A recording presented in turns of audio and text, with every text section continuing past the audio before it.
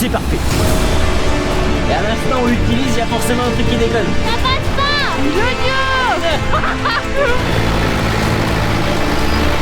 Ça avance plus. Arrêtez de me marcher dessus. Donc là les poules, ça va déménager fort là.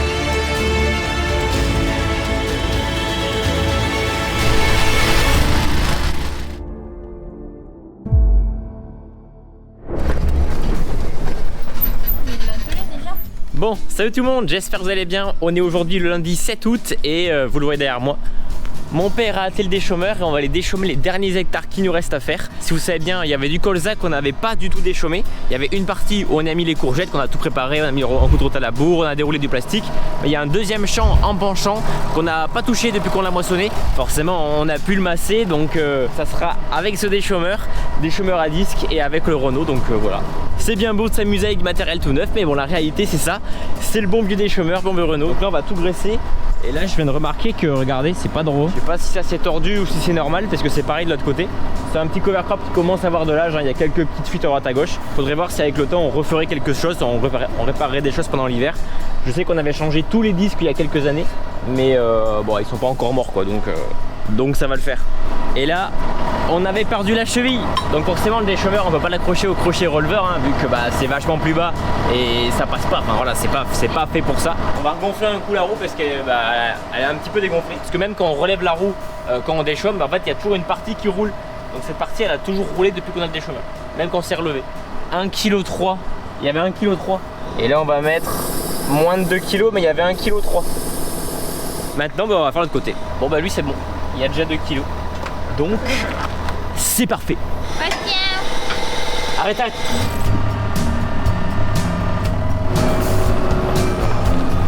Bon, ouais, mon père prend le tracteur, il va dans le champ, on va régler le disque là-bas, donc là je vais le rejoindre avec le buggy. Tu m'amènes? Bah non. Mais j'y vais comment alors? Ah, buggy. Mais ouais, mais tu m'amènes. Mais non. Bon bah j'y vais pas alors. Non les amis, mon père vient de passer devant là. Je suis en train de le suivre, sauf que là je suis littéralement à fond. Je suis à fond. J'ai plus de batterie et il n'avance plus. Non, je vais galérer. En fait au plat ça va, mais dès que ça monte il faut que le buggy soit pratiquement chargé à fond. Sinon c'est pas possible quoi. D'ailleurs s'il y en a qui se posent la question, est-ce qu'on est content du buggy? On est quand même plutôt content du buggy, ça marche bien, c'est électrique en plus, donc ça fait pas de bruit, c'est trop bien. Le seul truc c'est que bah, nous on a pris un buggy pas bas de gamme, mais pratiquement un des moins chers, donc ce qui fait que le moteur est un petit peu léger et la batterie bah, aussi un petit peu quoi. Dès que la batterie est chargée à fond, ça va, c'est plutôt cool. On arrive à rouler assez vite avec quand même pas mal de puissance. Vu que c'est une batterie au plomb, en fait, bah, certes c'est une batterie qui est beaucoup moins chère, mais quand elle se décharge, en fait, on a directement beaucoup moins de puissance. Alors que si c'était une batterie au lithium, là le buggy on l'avait payé je crois 12-13 000 euros. Si on avait pris batterie au lithium, ça serait je crois pas loin de 18 000, 20 000 euros. Mais en revanche, on aurait beaucoup plus de puissance et beaucoup plus d'autonomie. Mais voilà, c'était beaucoup trop cher quoi. Clairement, ça valait vraiment pas le coup. Bon, là on fait le petit carré, si vous savez bien, juste à côté le colza. Donc là c'était le colza qu'on avait ramassé. On avait passé un coup de charrue, un coup de route à la bourre. On avait déroulé du plastique pour les courgettes, d'ailleurs vous le voyez, mais ça a du mal à rentrer, c'est sec comme tout. Vu qu'on approche de l'entrée, c'est super tassé. Mais là, regardez, hein, c'est sec, mais on a quand même un petit peu d'humidité. Alors pendant la vidéo moisson, j'avais filmé qu'on avait déroulé le plastique. Et direct après, il fallait partir moissonner, donc je vous ai pas filmé la plantation. Mais regardez un petit peu, ça sera les courgettes qu'on va récolter pour le mois de septembre, octobre. Normalement fin octobre, mais bon, à mon avis, s'il fait froid, ça poussera plus quoi.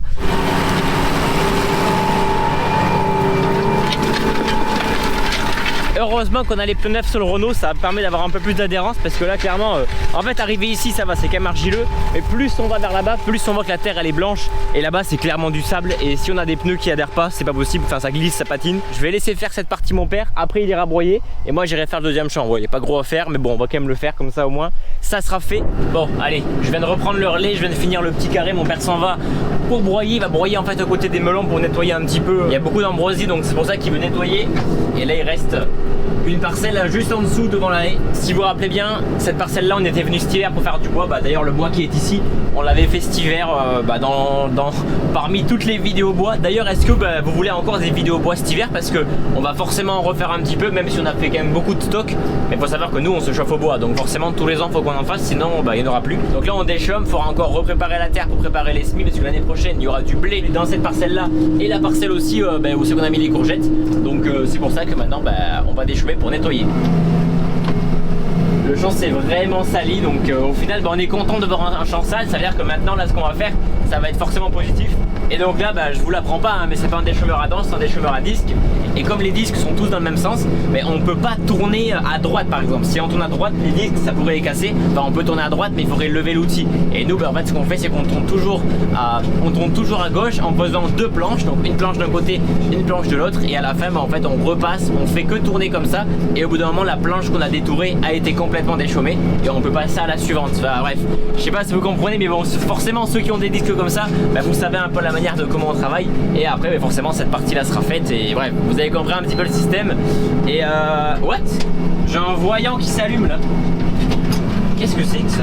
Je ne sais pas du tout ce que c'est. Alors on est en pente, mais je crois que ça m'a annoncé un niveau bas de quelque chose. Qu'est-ce qui se passe? Là je viens de reprendre le Renault et à l'instant où on l'utilise, il y a forcément un truc qui déconne. Ah là là, il est pas tout jeune, hein. Il est pas tout jeune ce Renault. Faudrait quand même que là le peu qu'on lui demande, il arrive à le faire, parce que sinon c'est pas normal ça. Il a quand même semé la févrole et la roulé, mais bon quand même. Je finis ça, je vous fais quelques petits plans en fixant la GoPro. J'ai pas pris mon drone ou quoi, donc ça sera des plans super simples. Et je vous reprends quand on a fini mon avis, hein. Donc voilà.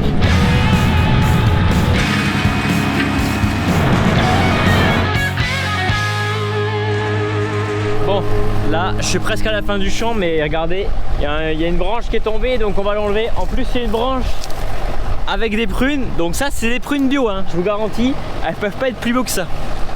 Trop bon, nickel. J'ai bien fait de m'arrêter, j'ai fait une petite pause, j'ai mangé 2-3 prunes, impeccable.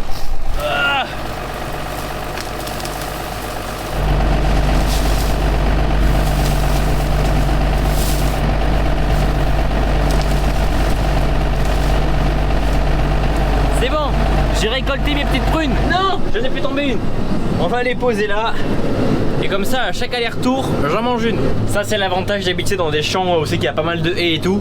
Il y a toujours des arbres qui font des fruits ou quelque chose. Donc là, c'est des prunes. Après, il y aura les figues. Impeccable. Trop bon. Impeccable. Le meilleur arrêt que j'ai pu faire, franchement. Tu vas voir, il va y avoir un prunier qui va pousser l'année prochaine. Bon, là, je perds un petit peu de temps vu que c'est des pointes. Donc, en fait, forcément, il y a une ligne plus courte que l'autre. Donc, je remonte pour reprendre ma ligne principale. Ah, un tour de plus. Obligé, ce soir je de la chasse.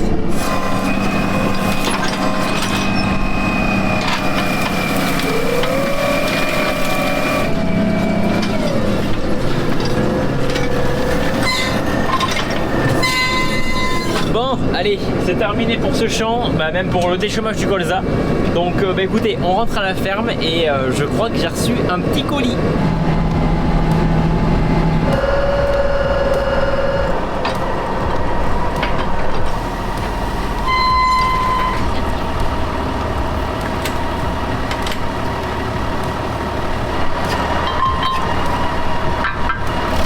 Impeccable.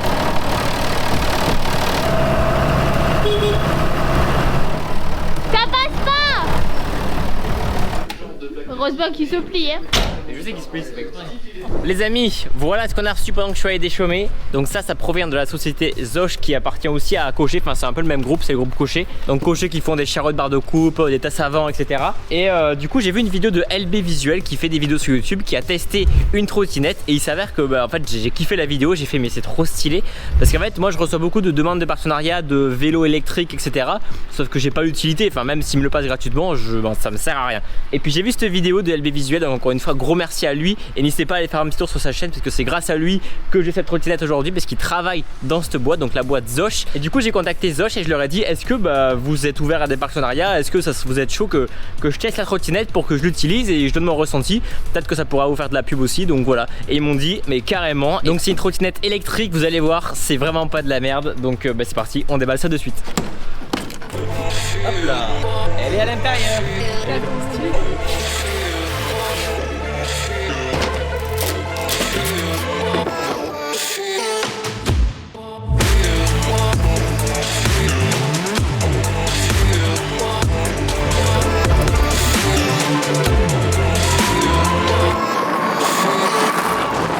Donc regardez, on vient de la déballer. J'en profiter pour mettre mon logo dessus. Donc c'est super gentil. Donc voilà, Zosch. Et là ils ont mis le logo Stervio ici. Et juste à l'avant aussi, logo Stervio. Normalement il faut la charger, mais on va tenter. Ah oui, ça c'est la vitesse. On va mettre vitesse 1 pour commencer. Attention, c'est parti. Ça va passer plus vite que ça? Non. L'oignon. Il part rapidement. Voilà. Donc là pour l'instant elle est en charge, je l'ai mis à charger. Regardez-moi ce chargeur, il est balèze hein. Donc cette trottinette elle a été conçue, fabriquée et montée en France dans l'usine en Sarthe. Et tout simplement pourquoi je me suis intéressé à une trottinette comme ça, parce que c'est beaucoup trop bien. On a un buggy, c'est super pratique pour transporter des caisses, pour transporter beaucoup de choses. Mais ça passe partout. Par exemple nous demain on va aller mettre l'enrouleur où il faut aller passer dans des retraitements pour aller voir les melons, pour aller voir des cultures ou quoi. On passe partout, c'est large comme un vélo. Ça a des roues énormes renforcées en Kevlar pour éviter que ça crève. Donc cette version là c'est deux moteurs de 750 watts, donc un à l'avant, un à l'arrière, ce qui fait qu'on a une motricité et une énorme adhérence hein. Regardez les crampons et tout, donc ça passe absolument partout. Niveau suspension je peux vous le dire hein, je l'ai essayé 2 minutes, j'ai fait le tour de la ferme. On sent absolument pas les bosses. C'est super souple, vraiment je vous le dis, c'est super souple. Et je vous rappelle encore une fois que je ne suis pas payé ou quoi. Forcément c'est une trottinette donc il n'y a pas de siège. Mais en option on peut mettre un siège, on peut mettre un porte-bagages, on peut mettre plein d'options. Donc ça cette trottinette c'est la Zosch Mountain, mais il en existe encore d'autres. Donc n'hésitez pas à aller voir s'il y en a qui vous intéressent. Il y a tous les styles disponibles. On a une parcelle de melon qui est au-dessus de la ferme, il y a un petit chemin pour y aller. Je sais que ma soeur va y aller avec le buggy, mon père avec le tracteur et moi forcément je les rejoindrai en trottinette. Et donc Ludovic quand je lui ai au téléphone, il m'a dit que le châssis de la trottinette c'était la même qualité, c'est le même acier que les arceaux de tracteur pour pas qu'ils se retournent. Voilà, c'est les mêmes arceaux. Donc niveau qualité, ça va pas se plier. C'est voilà, c'est de la bonne qualité, fait en France dans les usines françaises. Et voilà, sur le site quand vous configurez votre trottinette, vous pouvez mettre plein de choses différentes, dont la décoration, un kit décoration. Et vous avez plein, je pense pas loin d'une centaine de kits décoration. Donc évidemment, ceux qui sont intéressés, il y aura un lien en description. N'hésitez pas voilà à faire un devis, à voir la trottinette, à la configurer comme vous avez envie. Donc si jamais vous êtes intéressé, vous pouvez y aller. Il n'y a pas de vis cachée ou quoi. C'est de la bonne qualité et ça vous pouvez en être sûr. Et en plus Zosch ça appartient à Cocher, donc les charreaux de barre de couple, les tasses savants, etc. Donc le monde agricole ils connaissent parfaitement et voilà vous pouvez y aller sans problème. Là mon père il est en train de dérouler en rouleur, donc on va directement aller voir ce qu'il raconte de haut. Allez c'est parti, let's go. Ça va beaucoup trop vite. C'est incroyable. On a mis l'enrouleur juste ici, on est en train de faire le dernier ou avant-dernier passage. Là en ce moment tous les soirs on est en train d'arroser parce que vraiment il pleut pas tellement. Donc on a commencé juste au fond et là on arrive pratiquement au bout. Ah merde. Bon allez là c'est bon, donc là du coup on a un petit peu refermé ici parce que ça a écrasé un peu de sorgho. Donc là cet enrouleur il fait 250 mètres.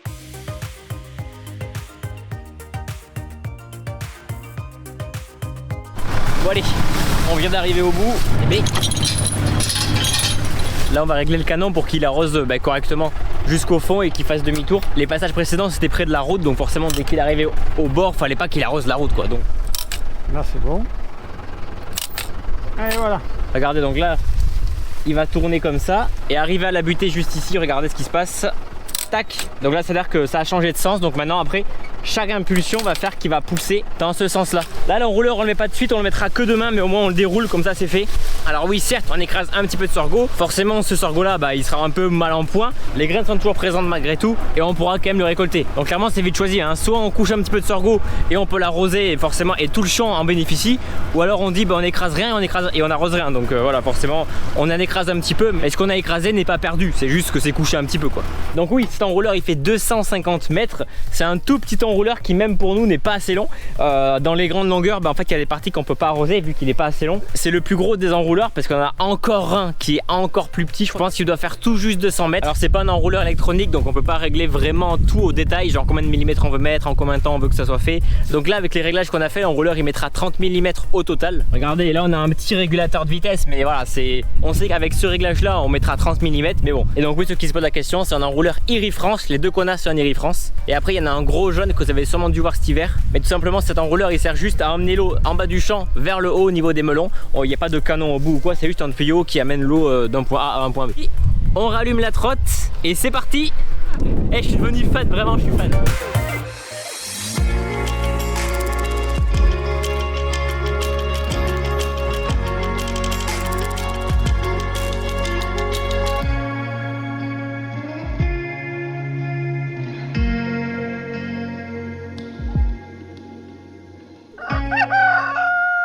Bon, salut tout le monde, aujourd'hui on est donc le mardi 8 août et qu'est-ce qu'on va faire? On va faire une activité que vous avez jamais vue, on va ramasser les patates. Alors on n'est pas dans la bosse, on n'est pas dans les plaines ou quoi, on n'a pas une énorme machine à patates. Nous, notre seul moyen d'arracher les patates, c'est ça. En ce moment on est dans une période un peu plus creuse, donc c'est pas mal, on peut souffler un petit peu quoi.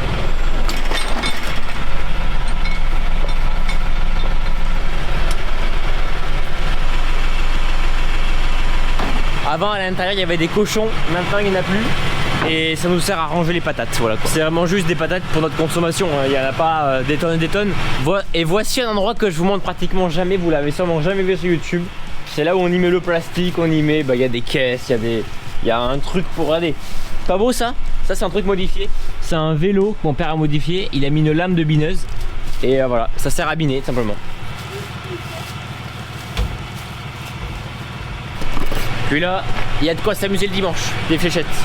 Ma soeur prend le tracteur et moi je vais prendre ma petite trottinette, c'est parti. Hier je l'ai chargé qu'une demi-heure, 3/4 d'heure. En fait il faut 2h30 de charge pour la charger complète. Et là, elle bombarde, mais si vous savez, non mais c'est vraiment trop bien. Franchement, encore une fois, merci beaucoup, je suis trop content. Et regardez-moi ça. Hier soir on a mis un panier, on a mis un petit panier. On l'a accroché, bon qu'avec des riselants, hein, ça fait le taf. Mais au moins on peut mettre des choses, et ça c'est trop bien. Voilà, je suis arrivé beaucoup trop tôt. Ma soeur elle est encore sur la route, voilà, elle roule à 2 à l'heure. Donc ces patates, on les a broyées hier, enfin mon père les a broyées hier. On est juste à côté du sorgho, là où on a mis l'enrouleur. Voilà, l'enrouleur il est juste ici, on le voit. Et les patates sont juste là. Donc vous voyez que la surface est toute petite, hein, mais c'est vraiment juste pour notre consommation personnelle. Parce que moi je kiffe les frites et je veux manger des bonnes patates. Là les premières patates qu'on va ramasser, c'est de la variété camel. D'ailleurs dites-moi en commentaire si vous dites patates ou pommes de terre. Moi je dis je mange des patates, c'est des patates. Sarah tu dis quoi, patates ou pommes de terre? Des patates. Et voilà, c'est des patates, Les amis, ça me rappelle un tournage avec Ropa. J'avais fait une vidéo il y a quelques années où j'avais visité un atelier aussi qui réparait toutes les machines à ramasser les patates Ropa. C'était incroyable, donc n'hésitez pas à aller voir la vidéo si vous voulez parce que c'est carrément intéressant. D'ailleurs s'il y en a qui sont un peu dans le milieu, qui ramassent les pommes de terre ou patates bientôt là, n'hésitez pas à me dire. Moi je suis chaud de revenir faire une vidéo parce que c'est hyper intéressant. Bon allez, la première ligne est faite, regardez on a ramassé des bonnes petites patates. Donc là on va tout ramasser et après on fera le trajet retour.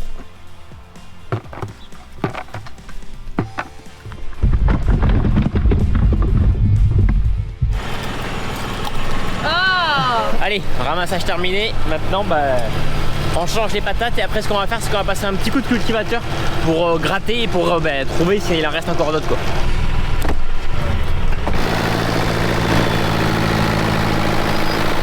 Ça avance plus. Et ça fume noir, hein. Il fume noir le tracteur. Donc là on est en train de passer un petit coup de cultivateur pour relever les patates. Ça fume. Dieu. En même temps il force pratiquement jamais ce tracteur, donc dès qu'il force un petit peu, ça fume directement quoi. Bon impeccable. Il y a un nuage au-dessus de nos têtes mais tout va bien. Bon, voilà ce qu'on a ramassé.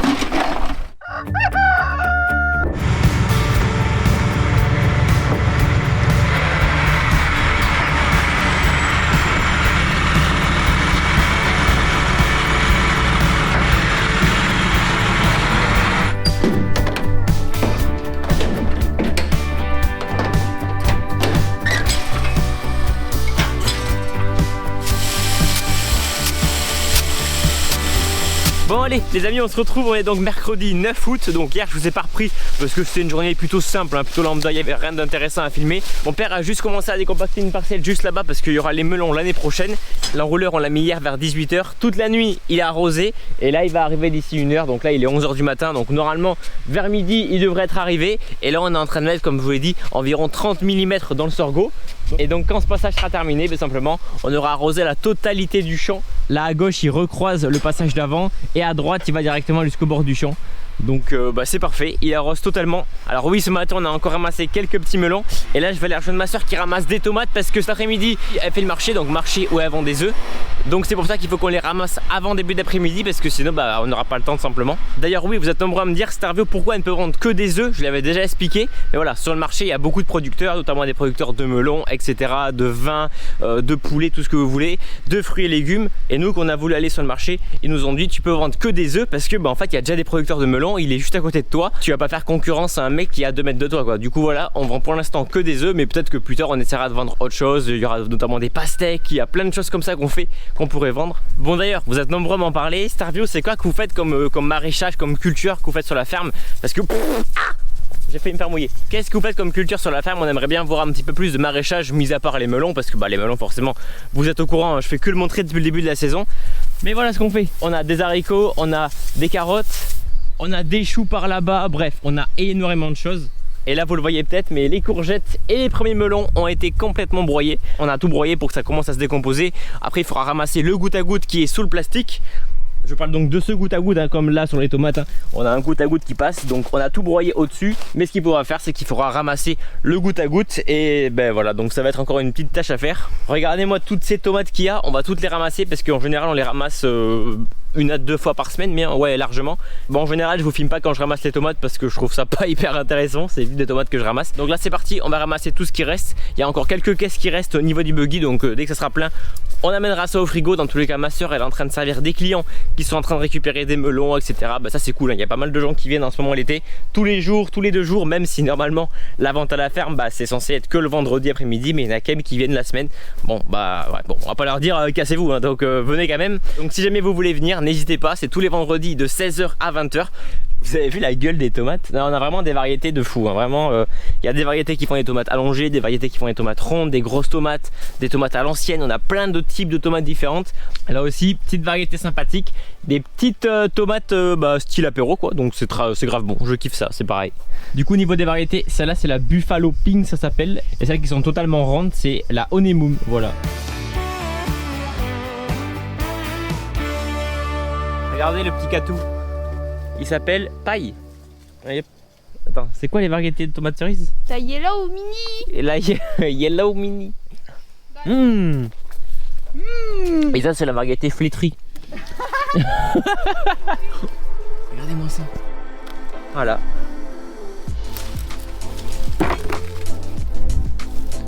Bon, tomates et concombres ramassés. Donc maintenant on va les mettre devant le frigo. Il n'y a plus d'eau. Ouais, depuis aujourd'hui il n'y a plus d'eau qui coule. D'habitude ça coule toujours et là les 2 vannes là-bas, ça fait depuis aujourd'hui qu'elle coule plus. Ça change du nord parce que je sais que chez vous, je sais que Marc d'ailleurs il a même pas fini de moissonner. Force à vous hein.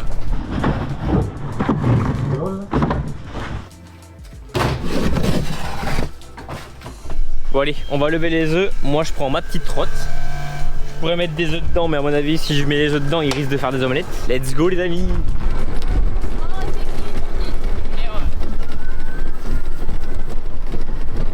D'ailleurs ouais, le poulailler on va sûrement le changer de place d'ici quelques temps.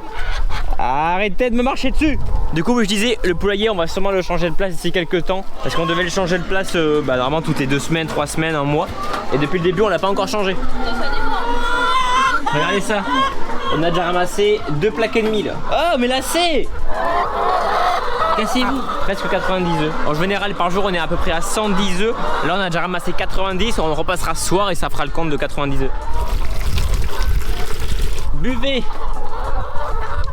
Et comme quoi en vrai le petit abri qu'on a fait c'est pas mal hein. Ils sont à l'ombre comme ça tout le temps. Et on le voit hein, l'été ils sont tout le temps, enfin quand il faisait super chaud, même toutes les après-midi ils sont tout le temps à l'ombre. Tu veux pas que je te prenne des œufs sur ma mobilette? Non non non.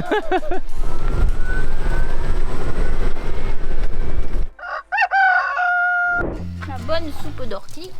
Merde.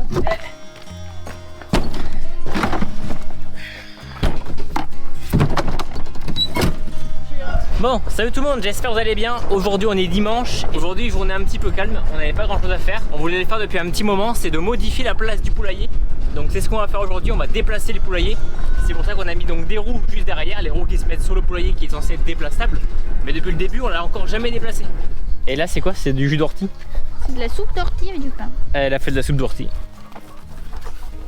Donc oui, ce poulailler c'est la première fois qu'on va le déplacer, on l'a toujours mis ici, mais vous avez vu, hein, il y a une énorme zone, donc là on a 30 arts. Alors on a pris un poulailler déplaçable pour déplacer le poulailler assez régulièrement, et là on décide de le déplacer maintenant parce que demain il va pleuvoir et les jours qui vont venir aussi, et comme clairement toute cette partie là il n'y a plus d'herbe, vraiment les poules ils passent tout le temps, il n'y a plus d'herbe, même à l'intérieur tout est gratté, vous allez voir, je vais vous montrer, tout est gratté, il y a des trous, ils creusent, etc. Donc on va le déplacer, pas de beaucoup, on va juste avancer jusqu'ici pour qu'il y ait de l'herbe. Donc les deux roues que j'ai ramenées on va les mettre à l'intérieur, on va devoir soulever avec le tracteur pour pouvoir mettre les roues, ensuite on ressoulèvera à l'avant et après on avancera juste ici, on l'avancera jusqu'à là, donc ça va être assez rapide. C'est super rapide à faire, mais ce qu'il faut vraiment penser, c'est penser à l'électricité et l'eau, parce qu'il faut que les poules elles boivent, et l'électricité c'est aussi pour la radio contre le renard. Donc là on est en train d'enlever l'électricité. Un peu plus tard dans l'hiver on remettra le poulailler ici. L'eau elle est enterrée dans une tranchée sous terre, ce qui fera que ça évitera de geler pendant l'hiver. Donc là pour l'instant on va les déplacer un petit peu, et dès qu'il commencera à faire les premières gelées, on le remettra vers là-bas. Et le perchoir en fait on peut pas l'enlever, parce que rappelez bien qu'on avait mis le poulailler, on avait monté le perchoir à l'intérieur parce que en fait il passe pas par la porte. Donc ce qu'on va faire c'est qu'on va essayer de l'accrocher en hauteur, et en même temps que déplacer le poulailler, le perchoir va suivre. Là vous avez vu le sol, hein, le sol est creusé, enfin bref il n'y a plus d'herbe, il n'y a plus rien. Donc c'est pour ça qu'on va se déplacer un petit peu. Bon là on a enlevé le premier pondoir, mais regardez, ma soeur les avait lavés et ça fait quelques jours, ils sont déjà dégueulasses. Donc on va en profiter pour faire un petit... Bah vas-y elle me jette la merde. Regardez là, là il y a une gouttière, donc regardez le trou que ça fait. Donc c'est pour ça que ouais, je pense que c'est bien de déplacer, que ça va repousser un peu.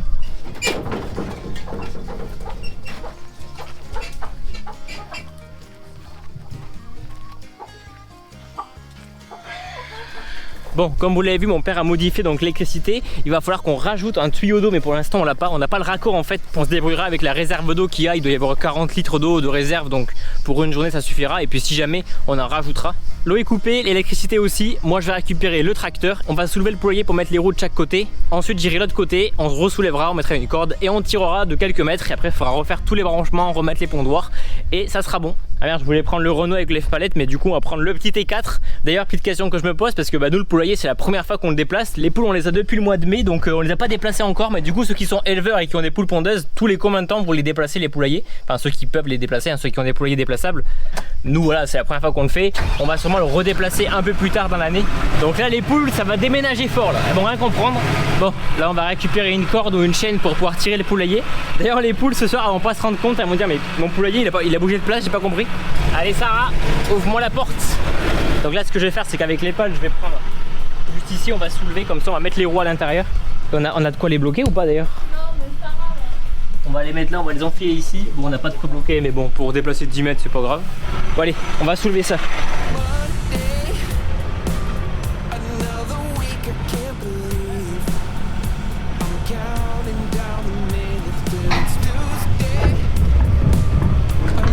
Bon, impeccable. La roue est mise. C'est bon, on a mis les roues, j'ai reposé. Là je vais faire le tour, on va mettre une corde et on va tirer.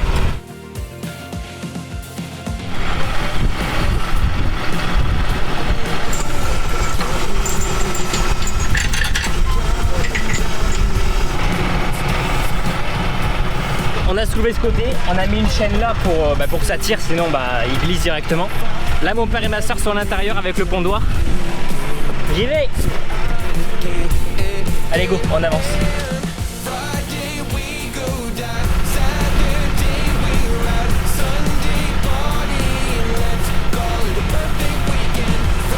Eux ils sont à l'intérieur avec le perchoir en train de l'avancer en même temps.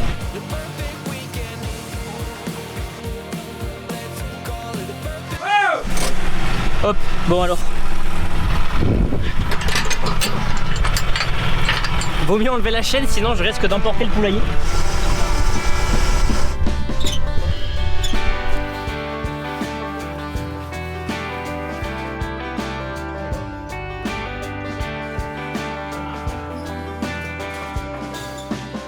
C'est bancal, c'est pas droit. Là on est en train de mettre les pondoirs, on en profite pour les nettoyer parce que forcément ils sont remplis de merde, donc là on les retourne complètement. Et là on va tirer un fil jusqu'au poulailler, sauf que en fait le poulailler est trop repoussé, du coup le fil est trop court. Voilà, normalement il faut se brancher ici, il n'y a pas assez de longueur. Bon, maintenant qu'on a dépassé le poulailler, on va parquer la zone qui a plus d'herbe, on va mettre des filets autour pour pas que les poules puissent y aller. Comme il pleut demain et les jours qui arrivent, comme ça aura plus de chances de pousser. Le problème c'est que comme c'est super sec, j'espère qu'on va réussir à enfoncer les filets.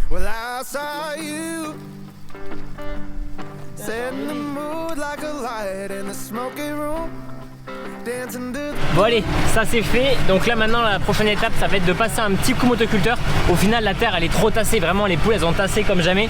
Donc là on va passer un petit coup de motoculteur pour au moins adoucir la terre parce que c'est tellement tassé que ça poussera jamais. Donc on passe ça, on sème et demain il pleut, c'est parfait. En plus comme ça la févrole qu'on a semée elle poussera un petit peu mieux parce que là sur ce qu'on a semé en couvert végétal il y a pratiquement rien qui a levé. Putain, mon père il passe à fond avec la trottinette. Et la trottinette tout le monde l'utilise. Mon père, ma soeur, moi, tout le monde l'utilise, on s'en sert tout le temps. Là pour l'instant je pense qu'il n'y a même pas 10% du couvert qui a levé. En même temps il n'a pas plu depuis qu'on a semé donc c'est normal.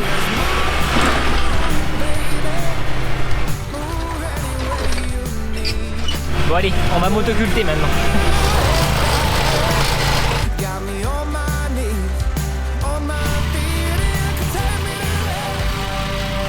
Bon, ça y est, ça a été semé. Donc là ce qu'on est en train de mettre c'est un mélange de fétule, d'actyle et de raigra. Donc bon, comme j'ai dit il pleut demain donc on espère que ça va pousser. Regardez-moi les mottes qu'il y a. Non mais là c'est le plus tassé hein. Moi qui pèse pas lourd je me faisais emporter par motoculteur. On a fait un jardin dans le poulailler quoi.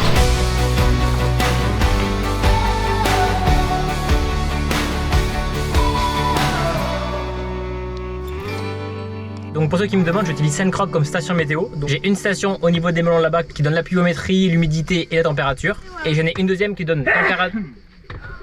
Bon les amis, c'est qui encore l'intelligent qui a oublié de faire l'outro de la vidéo? C'est tout le temps pareil, à chaque fois j'oublie. Mais à la fin de la journée je sais jamais si c'est la fin de la vidéo ou si c'est seulement la fin de la journée et que le lendemain je vais reprendre. Et juste avant que cette vidéo s'arrête, j'aimerais vous demander quelque chose. À la fin du mois je vais faire une vidéo FAQ, donc foire aux questions, là où je vais répondre à vos questions. C'est quelque chose que j'ai l'habitude de faire souvent fin août. J'aime bien faire ça, c'est un peu le moment un petit peu creux avant la rentrée. Ça permet de mettre les choses au plat et comme ça vous êtes au courant de plein de choses sur la chaîne, sur moi, les projets à venir, etc. Donc si vous avez des questions vous pouvez les poser avec le hashtag FAQ. Vous mettez hashtag FAQ dans les commentaires de la vidéo et vous mettez votre question, je les sélectionnerai et j'y répondrai dans la prochaine vidéo, donc d'ici à peu près 2 semaines. Donc voilà, des questions sur la ferme, sur moi, sur mon installation, sur ma soeur, sur Farming Simulator, parce que vous avez compris que j'ai arrêté Farming pour l'instant, mais je vais reprendre mais sous certaines conditions. Donc voilà, posez vos questions. Voilà, c'est Starvio, à la prochaine. Merci encore une fois de suivre les vlogs quotidiens, ça fait super plaisir. Vous êtes à chaque fois plus de 100 000, 150 000 à suivre les vidéos quotidiennement.